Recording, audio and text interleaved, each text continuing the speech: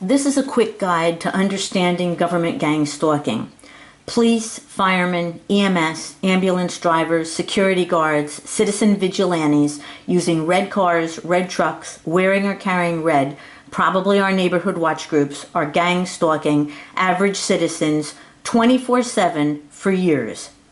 What is government gang stalking?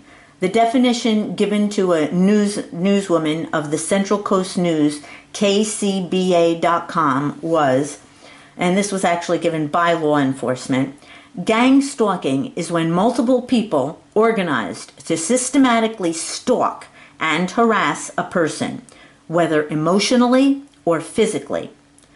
The tactic they are using is called mobbing, gang stalking. It's discussed in a new book published by Oxford University Press, Mobbing, Causes, Consequences, and Solutions, by Maureen, Duffy, and Sperry. Our government did something similar to government gang stalking before. It was called the American Protective League, and you can look up the American Protective League by Googling it or looking in Wikipedia. This is from the ACLU.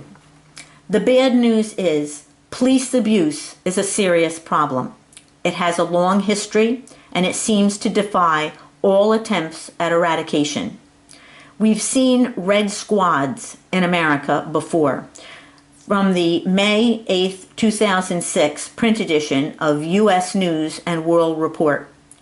Starting in the 1970s, lawsuits and grand jury investigations uncovered all sorts of abuse by these units: illegal spying, burglaries, beatings, unwarranted raids, the spreading of disinformation. Americans engaged in constitutionally protected free speech were routinely photographed, wiretapped, and harassed, all in the name of national security. We know what the ACLU says law enforcement is doing today.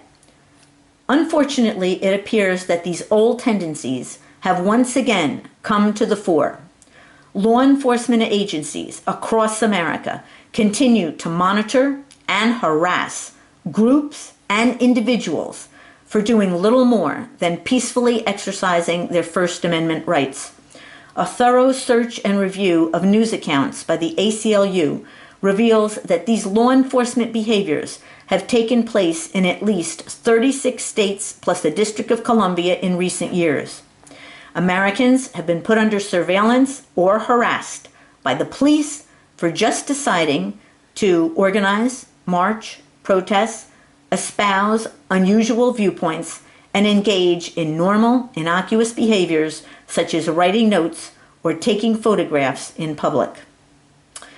You can Google Justice Department won't reveal when it subjects citizens to tracking. What we are seeing is reminiscent of the blacklists of the McCarthy era, red squads, and COINTELPRO. President Bush rescinded anti-COINTELPRO legislation. President Obama's Attorney General hasn't written new guidelines for the FBI, opening the door for what we are seeing today. President Bush in Operation TIPS tried to get neighborhood watch groups involved in the war on terror. What we are seeing is their involvement in government gang stalking that has nothing to do with terrorism, but rather is an egregious abuse of government power. Neighborhood watch group members are using red cars, red trucks, wearing or carrying red, engaging in the FBI tactic of conspicuous surveillance, probably using GPS in their 24/7 unremitting harassment surveillance of citizens. We have never seen such unremitting harassment in the history of our country. Today in government gang stalking, they get citizen vigilantes, neighborhood watch group members, to use red cars, red trucks, to wear or carry red in conspicuous surveillance of their targets throughout the day for years. They cause distracted driving, pulling out of alleys along the side of the target, riding in front of, in back of, behind the target. They're there at intersections. They walk along the route of the target. They cross in front of her. When she reaches her destination, they are there at her entries and exits.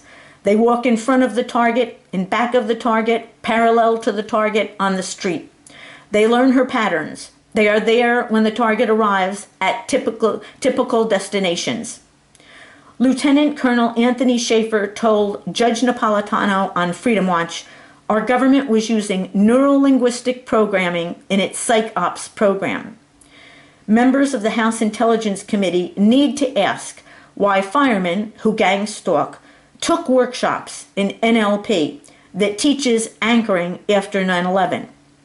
The NLP tactic being used on citizens, the core of government gang stalking, is anchoring. The most frequent anchor used is the color red. Gang stalkers use red cars, red trucks, wear or carry red in government gang stalking. There is a website that explains this, nlp-mentor.com/NLP-anchoring/. Techniques used in government gang stalking are constant, conspicuous surveillance, shunning, where neighbors are elicited to gang stalk to socially isolate targeted citizens, noise to harass using power equipment, mobbing in the target citizen's workplace, even intimidation with dogs. This is a program of unremitting harassment reminiscent of the Stasi in East Germany. You can go to my YouTube channel to see the over 1,600 videos that I have taken at www.youtube.com/user/Bonnie Lee C. You can go to my website, www.stopgangstalkingpolice.com. You can go to my second website, theamericanreformmovement.com. And my third website is wholenewparadigm.com. Senator Rand Paul and The Nation magazine have come out and said that we need a committee like the former church committee that exposed the outrageous things in COINTELPRO. It's going on again. We need an investigation.